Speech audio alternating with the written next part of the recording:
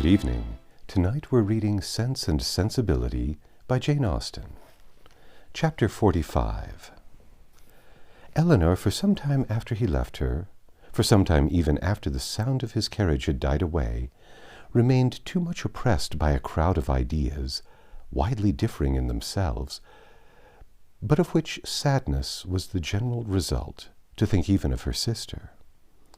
Willoughby, he whom only half an hour ago she had abhorred as the most worthless of men, Willoughby, in spite of all his faults, excited a degree of commiseration for the sufferings produced by them, which made her think of him, as now separated forever from her family, with a tenderness, a regret, rather in proportion, as she soon acknowledged within herself, to his wishes than to his merits. She felt that his influence over her mind was heightened by circumstances which ought not in reason to have weight.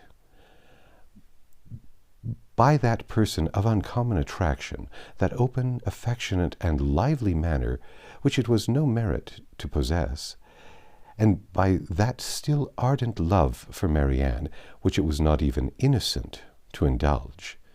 But she felt that it was so long before she could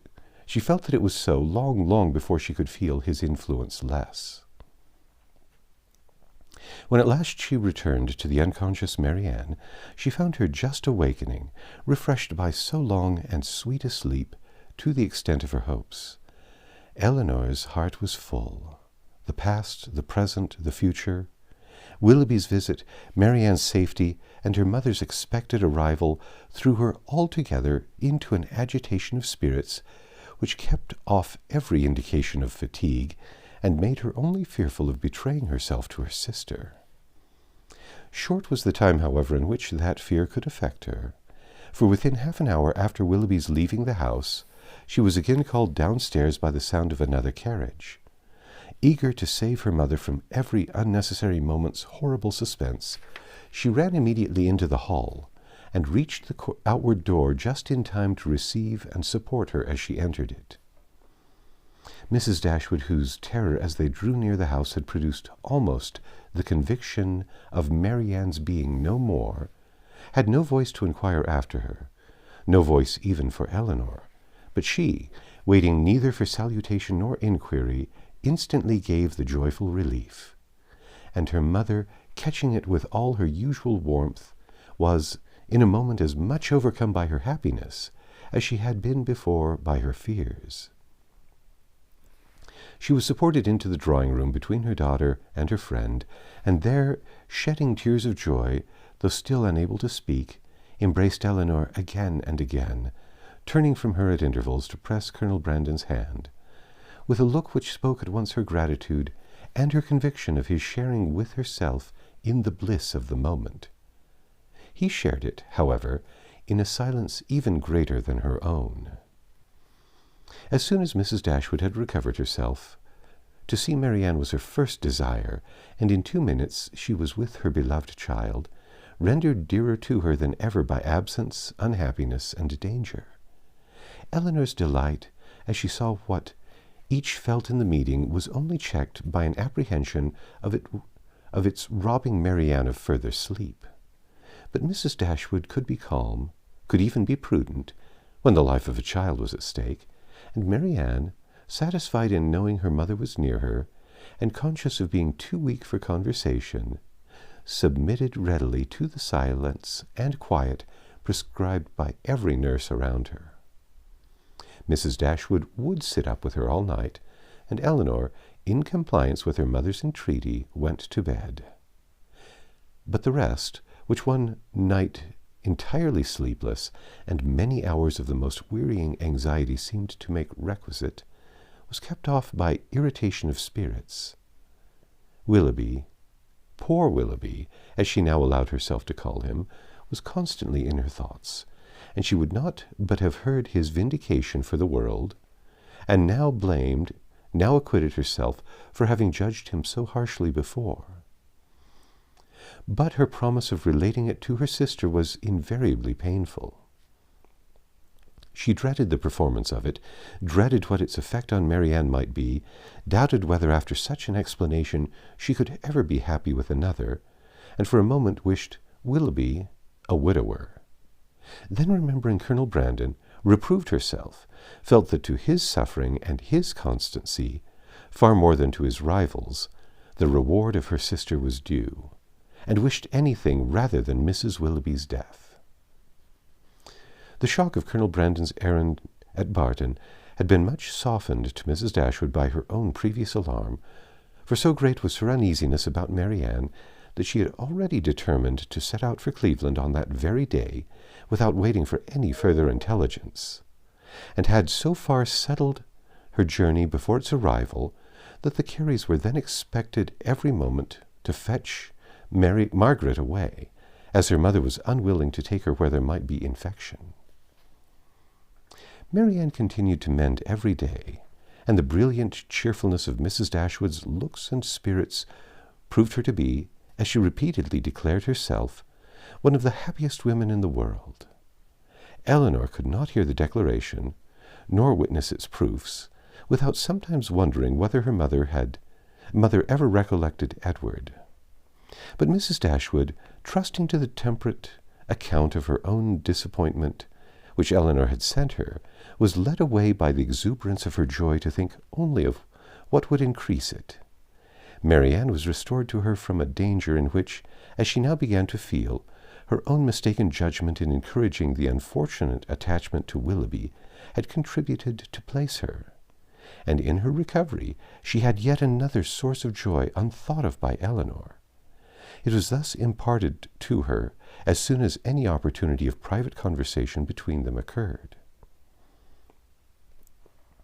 "At last we are alone.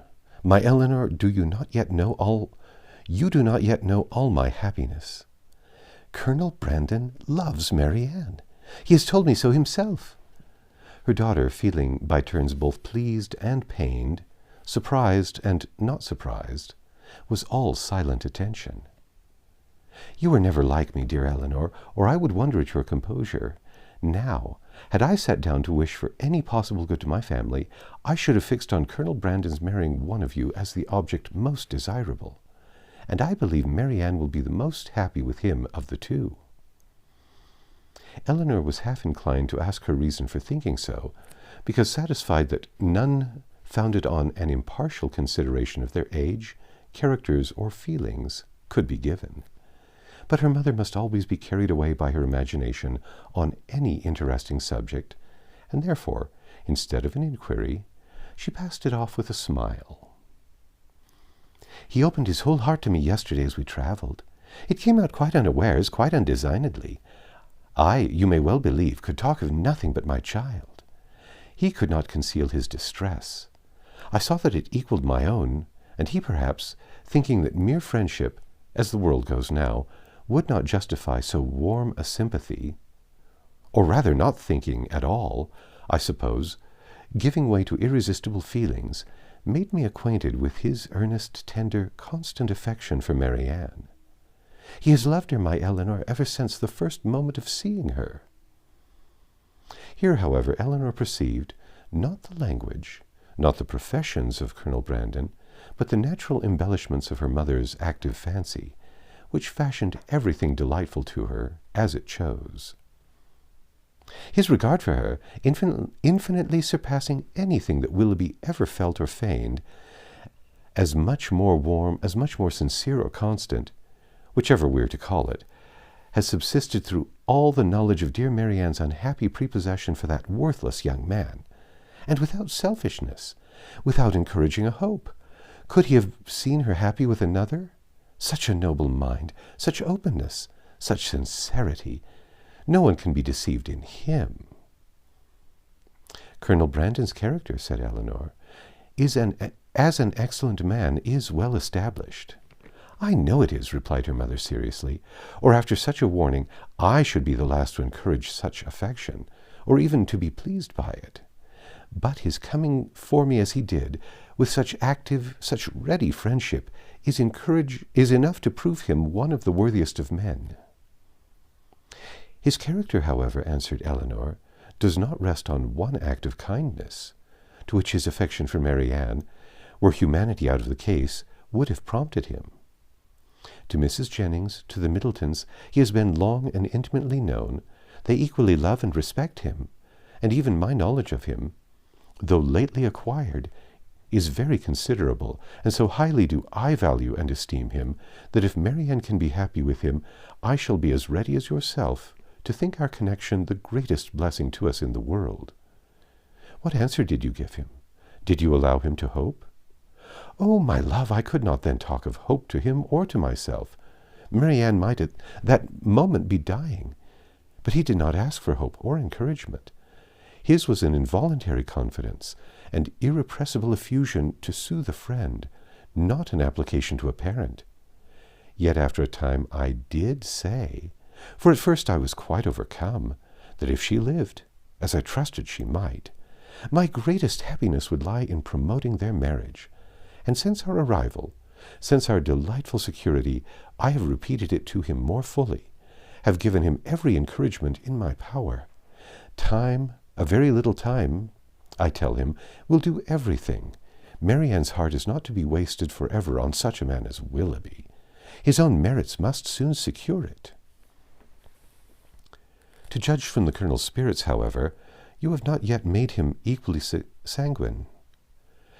No, he thinks Marianne's affections too deeply rooted for any change in it under a great length of time, and even supposing her heart again free, is too diffident of himself to believe that with such a difference of age and disposition he could ever attach her. There, however, he is quite mistaken. His age is only so much beyond her as to be an advantage, as to make his character and principles fixed. And his disposition, I am well convinced, is exactly the very one to make your sister happy. And his person, his manners too, are all in his favor. My partiality does not blind me.